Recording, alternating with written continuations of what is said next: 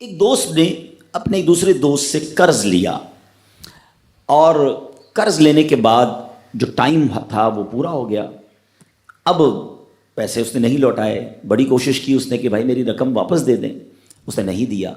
اب وہ یہ کیس لے کر عدالت میں چلا گیا اور جج صاحب سے جا کر اس نے کہا کہ اس نے میرے پیسے دینے اور یہ میری رقم نہیں لوٹا رہا. تو جج صاحب نے کہا کہ تمہارے پاس 30 دن ہیں, ودن 30 days تم نے اس کے پیسے واپس لوٹانے ہیں, ورنہ پھر تمہارے خلاف فیصلہ ہو جائے گا. تو وہ شخص گھر گیا. اب اس نے کیا کیا, اس نے صبح سے لے کر شام تک درود پاک پڑھنا شروع کر دیے. 1 دن 2 دن 3 دن 27 دن ہو گئے. وہ درود پڑھتا رہا اور انتظار کرتا رہا. پیسے تو تھے نہیں, 30ویں دن عدالت میں پیش ہونا تھا. 27 دن گزر گئے, 28ویں رات آ گئی.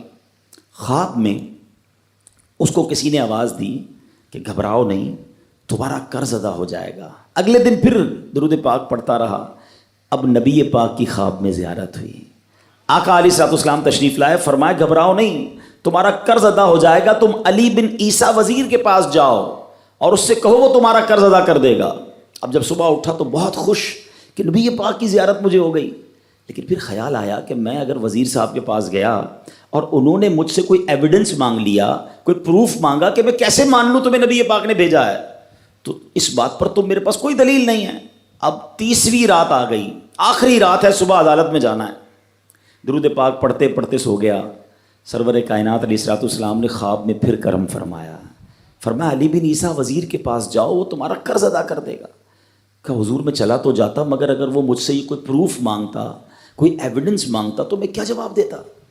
پیارے آقا علیہ الصلوۃ والسلام نے فرمایا کہ ایسا کرو, اسے یہ کہنا کہ آپ کا ایک راز ہے جو آپ جانتے ہیں اور رب جانتا ہے, اور وہ راز یہ ہے کہ آپ روزانہ فجر کے بعد 5000 بار درود پاک پڑھتے ہیں, اور جب تک درود پاک مکمل نہیں ہوتے آپ کسی سے بات نہیں کرتے.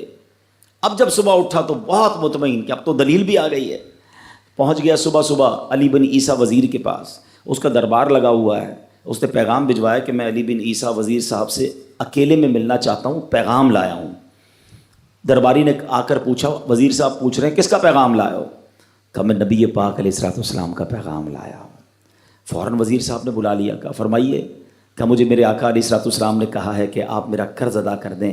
میں 3000 دینار کا مقروض ہوں. Today is the last day in the court. آج مجھے کورٹ میں پیش ہونا ہے. اگر آج میں نے اپنا قرض ادا نہ کیا تو مجھے جو ہے وہ سزا ہو سکتی ہے. علی بن عیسیٰ کہتا ہے میں بالکل آپ کا قرض تو ادا کر سکتا ہوں, مگر مجھے کیسے پتہ چلے, کوئی دلیل ہے, کوئی پروف ہے کہ آپ کو نبی پاک علیہ الصلوۃ والسلام نے بھیجا ہے؟ کہتا ہے ہاں, خالی ہاتھ نہیں آیا, آقا نے دلیل بھی عطا فرمائی ہے. اچھا بتائیے کیا دلیل ہے؟ کا دلیل یہ ہے کہ آپ کا ایک راز ہے جو صرف آپ جانتے ہیں اور آپ کا رب جانتا ہے. 5000 ٹائمز ڈیلی آپ درود پاک پڑھتے ہیں فجر کے بعد, اور جب تک یہ درود پورے نہیں ہوتے آپ کسی سے بات نہیں کرتے. آپ ذرا پہلے تھوڑی دیر کے لیے امیجن کریں کہ جو وزیر 5000 بار روز درود پڑھتا ہوگا وہ عاشق رسول کیسا ہوگا. اس کی تو لاٹری نکل آئی نا, وہ تو خوشی سے جھوم اٹھا, کہتا ہے مرحبا یا رسول اللہ, میرے درود پاک قبول ہو گئے, بہت خوش. اب ابھی بیٹھے ہیں آپ, کمرے میں گیا, واپس آیا اور 3000 نہیں 9000 دینار لے کر آیا. کہتے 3000 تو نبی پاک کا حکم, مرحبا یا رسول اللہ, 3000 اور لیجئے, آپ نے اتنی اچھی خبر مجھے سنائی, اتنا پیارا خواب سنایا, آپ کے قدم میرے گھر تک آئے, اور 3000 مزید لے جائیے, اس سے اپنے بچوں کے لیے کوئی کاروبار شروع کیجئے, اور ایک وعدہ بھی کیجئے, زندگی میں آئندہ جب بھی آپ کو کوئی ضرورت پڑے گی نا, آپ میرے پاس آئیں گے, میں آپ کا بھائی ہوں. اب یہ دیوانہ بڑا خوش ہو کر عدالت پہنچا. اچھا everybody expecting over there, سب یہ سوچ رہے تھے کہ یہ اس نے آج گرفتار ہی ہونا ہے, کیونکہ تھا ہی کچھ نہیں اس کے پاس, پہلے ہی کہہ دیا تھا کہ میں کولیپس ہو گیا ہوں.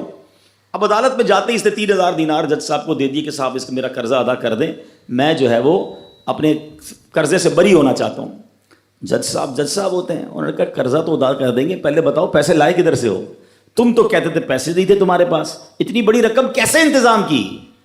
اب بھری عدالت میں گویا اس نے زبان حال سے یہ کہا کہ اتنا دیا سرکار نے مجھ کو, اتنی میری اوقات نہیں, یہ تو کرم ہے ان کا, ورنہ مجھ میں تو ایسی بات نہیں۔ اب اس نے بھری عدالت میں پورا واقعہ سنایا کہ میں نے تو کچھ نہیں کیا، آقا خواب میں تشریف لائے، میں وزیر صاحب کے پاس گیا، انہوں نے یہ پیسے دیے۔ سنو اس زمانے کے جج بھی کیسے ہوتے تھے، وہ جج دوران عدالت اپنے کرسی سے اٹھ کر کمرے میں چلا گیا، تھوڑی دیر بعد جج صاحب واپس آئے اور 3000 دینار اس کے ہاتھ میں دیتے ہیں۔ کیا سارا ثواب علی بن عیسیٰ لے جائے گا؟ میں بھی تو آقا کا امتی ہوں، تمہارا قرضہ میں ادا کرتا ہوں۔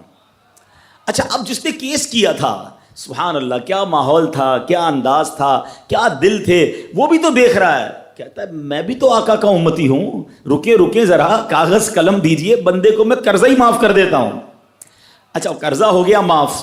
اب جو 3000 جج صاحب نے دیے تھے، وہ بندہ کہتا ہے جج صاحب ہوں واپس لے لو، میرا تو قرضہ ہی ادا ہو گیا۔ تو جج صاحب کہتے ہیں جو پیسے آقا کے نام پر نکال دیے میں نے واپس نہیں لینے، یہ سارے تم ہی لے جاؤ۔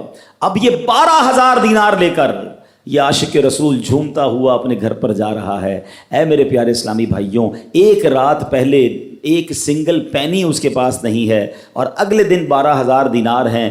درود پاک وہ وظیفہ ہے جو دل سے پڑھا جائے تو سبحان اللہ یہ مصیبتوں کو ٹالنے والا وظیفہ ہے، یہ پریشانیوں کو دور کرنے والا وظیفہ ہے۔ اور یہ میں نہیں کہہ رہا، خود سرور کائنات علیہ الصلوۃ والسلام کی حدیث ہے جس کا مضمون ہے کہ جو پریشانیوں میں ہو، جو مصیبتوں میں ہو، اس کو چاہیے کہ مجھ پر درود پڑھے، کہ درود پریشانیوں کو لے جاتا ہے، مصیبتوں کو لے جاتا ہے۔ ایک شاعر نے کیا خوب لکھا ہے، اور واقعی حق لکھا ہے، ہر درد کی دوا ہے صلی علی محمد، ہر درد کی دوا ہے صلی علی محمد، تعویذ ہر بلا ہے صلی علی محمد۔